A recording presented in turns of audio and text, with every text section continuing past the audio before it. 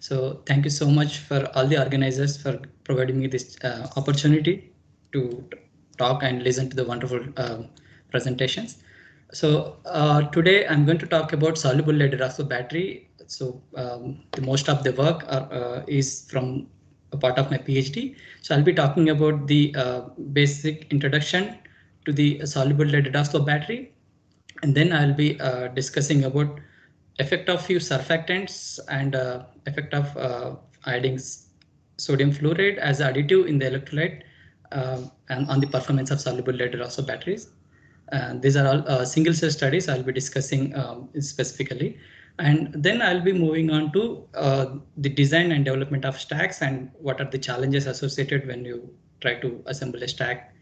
For example, the ionic leakage current and how to study that and how to uh, quantify the leakage current and minimize it. So, and finally develop a fully functional soluble lead hydroxide battery stack.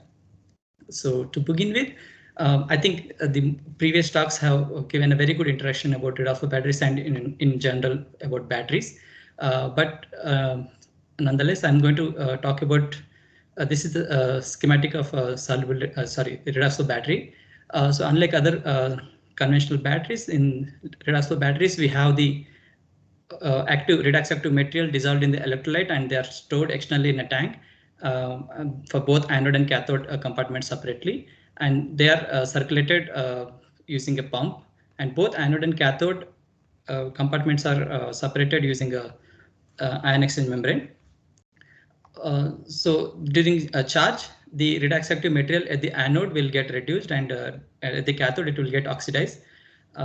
And the major advantage with this redox battery system is that their flexibility in terms of power and energy output. So for example, energy can be increased by increasing the size of the tank and concentration of the redox active species in the electrolyte, and the power can be increased by increasing the area of the electrode and increasing the number of cells in the stack.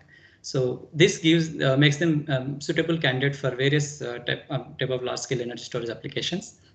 And apart from that, they are safe to operate, and they are operated at room temperature, and they have an ability to undergo deep discharge, unlike other battery systems like lithium and lead acid batteries, which have certain cutoff voltages. This is the modified Ragone plot I'm showing here. Among the all the battery systems, the flow batteries occupy superior positions, having the power ranges in terms of megawatts, kilowatts to megawatts, and the discharge duration in the order of hours for that particular rated power. So this makes them very good candidates for the transmission and distribution application, like for the grid application, for example, peak shaving, time shift, and voltage regulation and load leveling, etc.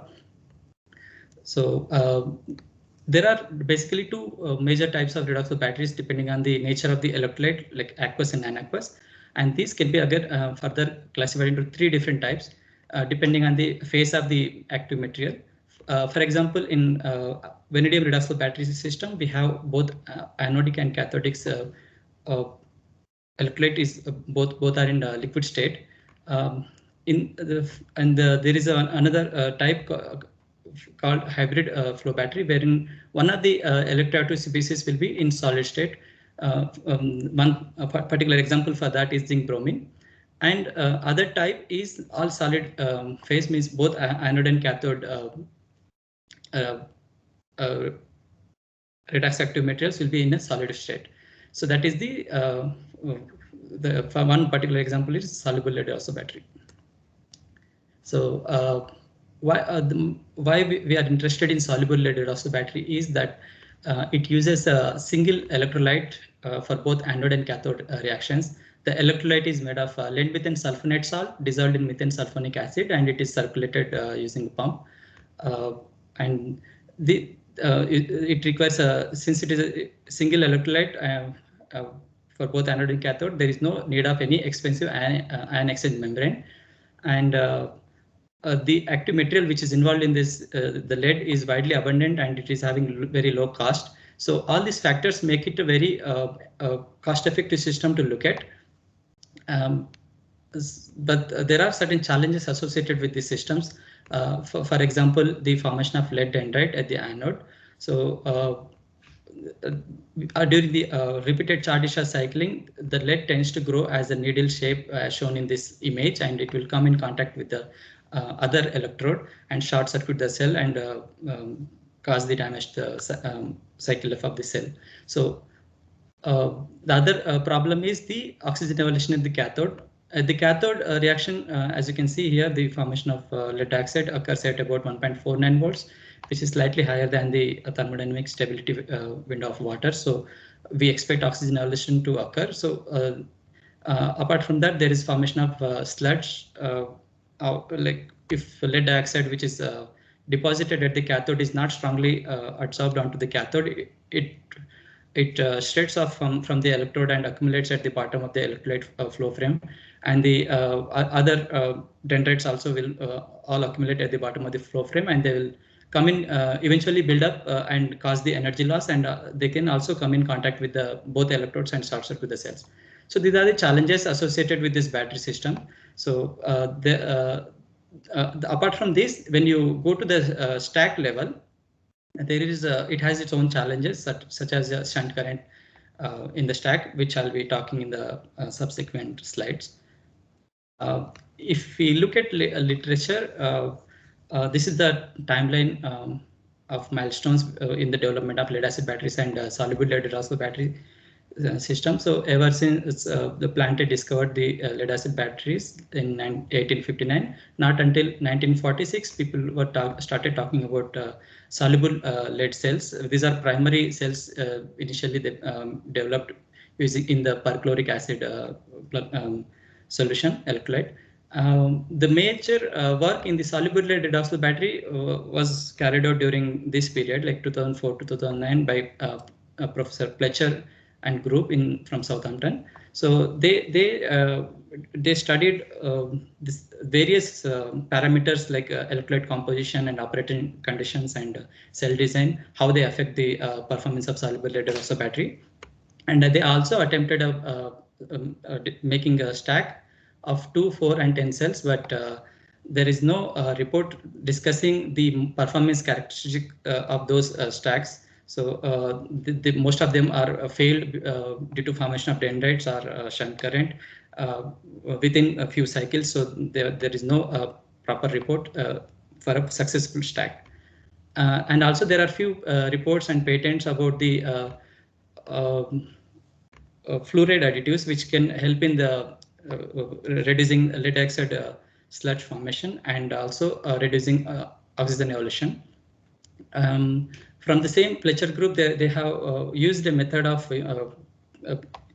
chemical route of adding hydrogen peroxide to condition the electrodes. So during repeated charge discharge cycles, the material tends to get accumulated at the both anode and cathode surfaces, and it requires a periodic maintenance. So they have tried using hydrogen peroxide to clean those surfaces and extend the cycles life to 100 cycles, but they have not taken it forward because it's an energy consuming process and it is leading to loss in efficiency. So as you can see, at this point, there is no proper disclosures talking about, there are many work has been done in the single cell level, but there are no reports when you come to when you look at the stack level. So that motivated us to address all those issues associated with this technology and the developer stack. So to begin with, we have chosen few additives. For example, surfactants. We have chosen 3 different surfactants: one anionic and cationic and non-anionic. These surfactants are well known. For example, sodium lignosulfonate is useful in the lead acid battery for making lead sulfate electrode. And the major role of these additives, the surfactants, is that they adsorb onto the electrode surface and then facilitate the uniform growth of lead at the anode and reduce the dendrite formation. Also, for the cathode, there is still a problem of oxygen evolution and the lead oxide, weak adsorption of lead oxide. So additives like sodium fluoride will help in the increasing the ore potential for the oxygen evolution, and then also it helps in the it incorporates in the crystalline structure of the lead dioxide deposits and helps in the strong adhesion of PbO2 deposit. So we are interested in developing an undivided soluble lead hydroxide battery, so without membrane. So the effect of adding these two additives together in the electrolyte is needs to be studied. So which was lacking in the literature. So we have taken each of these additives in combination with sodium fluoride and studied their performance. So for that we have selected, this is the electrochemical cell setup. I mean, this is very basic cell we have designed, which is made of PMMA sheets. These are the cathode and anode end plates. We used throughout all my studies, I have used bare graphite felt of 6 mm thickness and carbon current collectors, graphene current collectors. I'll just put up laser pointers. Yeah. So and then there is a electrolyte flow frame sandwiched between two anode and cathode plates, which is sealed using a silicon gasket. So this frame has a provision for electrolyte inlet and outlet and a reference electrode. And this is the representation of the same single cell studies. So to begin with, we have done few cyclic voltammetry studies with these single additives of each surfactants and in combination with sodium fluoride as a binary additive. These are the CVs for anode and these are for the cathode. And this is the CV where it shows during the negative scan, we have a lead formation, and during the positive scan, the stripping of the lead occurs. So if you can see the binary additive system, SLS and SLS is sodium lignosulfonate. I'm calling it for short as SLS. It shows a decrease in the peak current when you have sodium fluoride along with it compared to the SLS alone. And the other binary additive systems such as HDTMA has a comparatively same current density with the pristine electrolyte. Pristine electrolyte is the electrolyte which having no additives. So similar trend is actually observed for the cathode also. When you have the SLS and NAF binary additive system, the peak current density has come down compared to the other cationic additive like HDTMA and NAF additive. So this is because the SLS is absorbing absorbing onto the anode, and the diffusion of lead 2+ ions to the anode has come down drastically, and then that is why the peak current density has come down. If you see these two plots, they both have a very good current density with the sodium fluoride additive alone, but it does not have a good cycling life. So we have to add a surfactant along with it. The same observations were made from the IV curves. These are the IV curves for the different binary additive systems for anode and cathode. You can see this SLS and NAF polarizes much faster compared to the other binary additive systems, indicating there are a lot of polarization losses with this particular additive system. So we expect these HDTMA and Triton X100 and NF, these binary additive system to be having very good kinetics compared to the SLS and NF. These are the morphological studies we have done for these 3 binary additive systems. So as we can see, for the anode with SLS, there are platelet-like structures which were lost, but still the smoothness was observed when we have sodium fluoride along with SLS. And at the cathode, the rice grain structure of the PbO2 is lost, and it became more porous when we have SLS and NF binary additive system in the electrolyte. In the case of Triton X100 single and binary additive system, it retains the flaky structure of morphology of the anode. But the cathode, it is very evident from these images that the material, the PbO2, which is deposited at the graphite felt strand, has has lost from this because of the poor adhesion onto it. But when there is a sodium fluoride, it formed this very porous uniform deposition of lead dioxide. In the case of cationic additive like HDTMA PTS surfactant, the surface becomes more smooth when we have HDTMA PTS and sodium fluoride combined in the electrolyte. So this is actually what is required when to have a dendrite-free lead deposits. And the similar effect in the cathode is seen when you don't have sodium fluoride, the electrode having these patches of lead dioxide because some of it has lost into the electrolyte because of the poor addition of PbO2.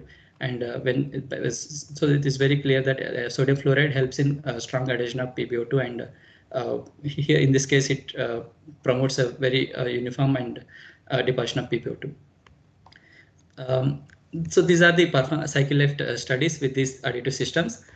You can see the pristine electrolyte system fails after about 22 cycles, and the other SLS and NF binary additive system fails about after 70 cycles.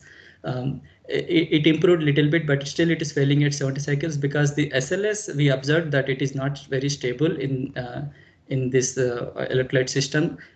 So what happens is this SLS tends to migrate towards the cathode and absorb irreversibly at the cathode and maybe undergo degradation. So we see this discoloration after about 20 cycles. So the reason, and then it will lose its beneficial effect on the controlling dendrites, and dendrites will grow after about 50-60 cycles. Similarly, Tritonix 100 has about a cycle life of about 25 cycles. This is the non-ionic surfactant. It does not help in controlling the dendrites. And HDTMA PTS surprisingly gave us a very good cycle life above 1300 cycles. We happened to stop this test because of the lockdown due to COVID, but we expect it to be continuing further without any loss in performance. But still, 1300 cycles is impressive for this particular field, SLRFB, with this additive. So finally, we understood this, that when you have pristine electrolyte, the lead dendrite starts to grow like this. This protrusion will experience enhanced electric field, and if you operate it at high current density, that particular protrusion will grow and form a dendrite. But when you have cationic additive like HDTMA PTS along with the electrolyte, these cationic additive surfactants are attracted towards these these protrusions with high electric field, and they promote the growth of lead deposits along the XY direction, like lateral direction, and that is how we get a smooth deposition of lead in this case. So this is the common mechanism observed even in the lithium-ion battery systems and Zinc-Air battery system. This is one particular reference for that. So we also have similar kind of phenomena occurring in our case with the cationic additive. So now that we understood what are the causes for the dendrite formation and try to address those, and we want to make a stack, and when we come to stack, there is a problem of ionic leakage current. So this is very highly undesirable because it causes the non-uniform voltage distribution among the cells in the stack, and also causes the charge and energy decrease in the charge and energy efficiency. The ionic leakage current is also called as shunt current and parasitic current, bypass current. To begin with, I want to explain the mechanism of shunt current. So this is the single cell of soluble lead hydroxide battery. You assume that it is charged, and we separate it into two different half cells, and there is a switch to connect those two half cells. And also there is a ion conductive path. The salt bridge is provided in this case. So since the when we close this switch, both electrodes are in charge state, they have a potential difference among them. So there will be a flow of electrons from one electrode to other electrode, and to balance that, there will be a flow of ions also from this one compartment to other compartment. So this is the similar analogy to a bipolar electrode, which we are getting in here. When we come to the stack, there will be several cells like this in the adjacent to each other, connected in series, and the same phenomena can be observed from here, that the electrons will flow from here to one adjacent cells, and the ions will pass from one cell to other. This will be if you compare to a normal lead acid battery, which is let's say VRLA, which is shown here, connected in series, and if we know the current passed from cell 1, we can expect that the ionic current flowing in the cell 1, cell 2, and cell 3 will be almost equal to the electrical current passing through them. But in the case of these flow batteries, since they have a common electrolyte manifold and channel network, so there is a shorting of electrolyte within the cells, and the ions can pass from one cell to the adjacent cells, and this affects the middle cells most, because they get a lot of ions flowing through them, and it will have a experience of shunt current effect. Lot of shunt current effect. So we wanted to quantify these currents, leakage currents flowing across these cells by using shunts, which are having a known resistance values, and if we know the current, if we know the voltage drop across them, we can measure the current flowing through them. So we place them at the entry and exit points, and as well as the bipolar electrode connection points, and using the simple equations which is given here, we can estimate the ionic leakage current. One second. Yeah. So we adopted two different designs for this development stack. One is with internal manifold, where it has only single inlet and a single outlet, and other one is external manifold. The major difference here is the channel length and manifold length are different in this case. We can minimize the shunt current by increasing the length of this tube, because the resistance will be increased for the shunt current to flow from one cell to other cell if we have a longer length and smaller diameter of these channels. So so this is the basic. We wanted to. We have developed two different stacks, and we studied. Estimated the shunt currents among those two, and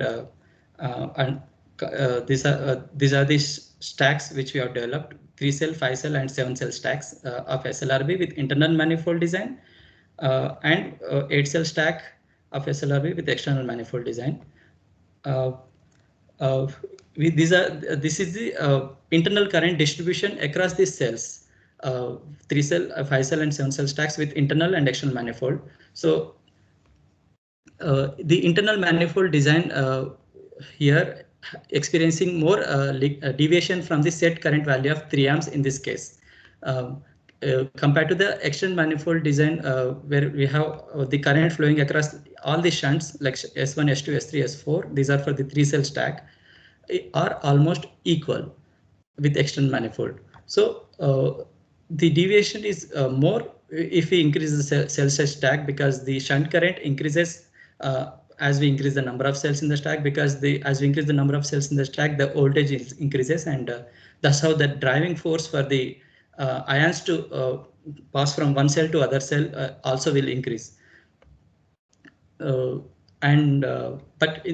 that trend is not observed when we look the data for the external manifold design. The EM stands for external manifold design, because we have kept sufficiently longer tube length and increase the resistance for the shunt current to flow across these paths.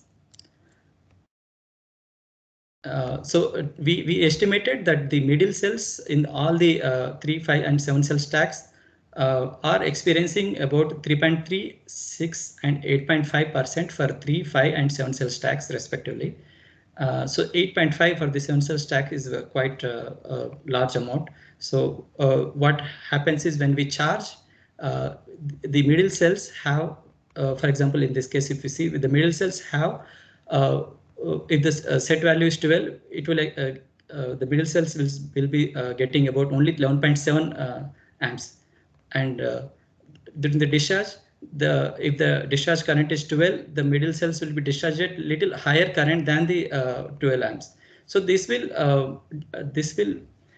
uh, cause the imbalance between this among the cells in terms of state of charge. So the middle cells are always having less state of charge compared to the end cells because they have more losses due to ionic leakage current.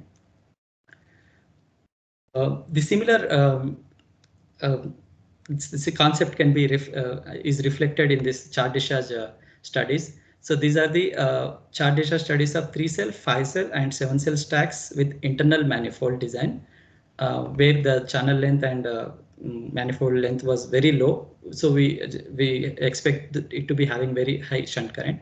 So that is what is shown here. Like the middle cell, for example, cell 4 is discharging much faster compared to the other end cells, and this is not ideal for any battery systems. We would like to see all the cells discharging uniformly.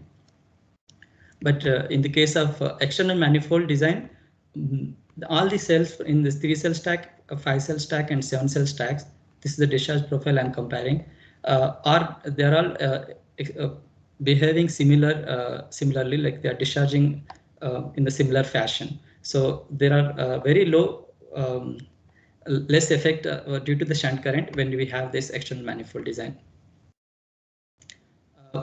This obviously we'll expect this the power output from the battery. We can clearly see that these 3-cell, 5-cell, and 7-cell stacks with internal manifold will deliver less power output. This is the power density for 3-cell stack is about 35, and for 5-cell stack it is about around 38. And for 7-cell stack, it has come down because the 7-cell stack has highest leakage current compared to these two. So it has come down to about 18. But in the case of external manifold, which are these 3 plots showing the maximum power output of about 50 milliwatt per centimeter square in all the cells. So this is again concluding that there is a minimum effect of shunt current in these stacks with the external manifold. So these are I have a these are the components we used. I may not be able to go through each of them, but basically we have a stainless steel end plates to support the whole stack at the ends, and there will be a anode and cathode end plates which will host the carbon graphite felt electrode and the current collector. And there is a grid frame which will support the carbon felt and give a good compression to against the current collector. And this is the electrolyte flow frame sandwiched between these two units. And there will be a bipolar frame which can accommodate electrodes on the both side. And this will be repeating for the how much ever cells we want to assemble. So I have a small video showing the assembly process. I hope it plays. Yeah, so these are the components I was talking about involved in the stack. And with the help of my colleagues, we are assembling a 8-cell stack. So this is the grid plate and flow frame.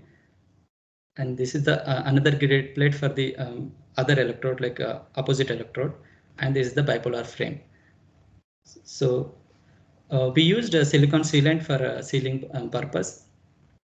And the active area of the carbon felt electrode is about 500 centimeters square. Yeah, so that we'll be repeating as many cells we want to make, and finally one monopolar plate will be placed. This is the anode monopolar plate, and the whole structure will be supported is supported using these stainless steel tie rods, and we tighten it with a torque wrench to give a equal compression.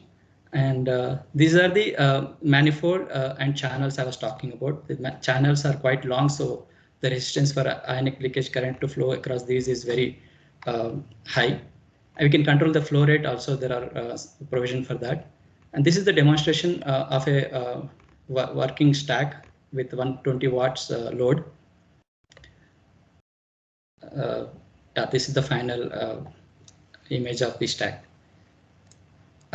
Yeah, so this 8-cell stack with external manifold shows a very good power output of about 230 watts, and it has shown a good cycle life of 100 cycles upon charging for 1 hour at 24 milliampere per centimeter square current density. These are the charge discharge cycles corresponding to that, and this is the 100th cycle of showing the stack voltage and the individual cell discharge profiles, which are almost equally behaving. And these are the efficiencies. It has a very good Coulombic efficiency of about 95% and energy efficiency of about 50%. But when we do a 3-hour charge, like long duration charge, 3 hours charge and 5 hours discharge at constant power of 50 watts, we got, that corresponds to energy input of 426 watt hour, and energy output we got about 273 watt hour.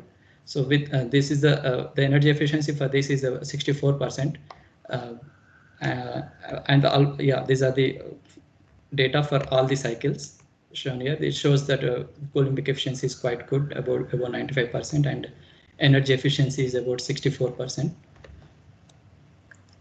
So finally, I've shown you the problems associated with SLRB as in a fundamental level for both anode and cathode, and what these can be addressed by using certain additives. Like in my case, I have used cationic surfactant like HDTMA, PTS, along with sodium fluoride, and how we have seen that it has reduced the lead-ended formation, and sodium fluoride has reduced the oxygen evolution and PbO2 sludge, and it resulted in a very good cycle life of about 1300 cycles, more than 1300 cycles. And yeah, we have understood the origin of shunt current, and we have quantified the amount of shunt current flowing across the each cell, and we made certain changes to the design aspects, and so that we could reduce it to about less than about 1% the losses due to shunt current. And it is very evident that the internal manifold design shows more shunt current compared to the external manifold design. Finally, using all these concepts, we turned into context by making a 12-volt battery with 50 watts and 250 watt-hour power and energy rating, 8-cell stack with maximum power output of about 232 watts upon 2 hours charging with 20 milliampere per hour per centimeter square current density, and it shows a good cycle life of 100 cycles with decent, more than 95% energy Coulombic efficiency.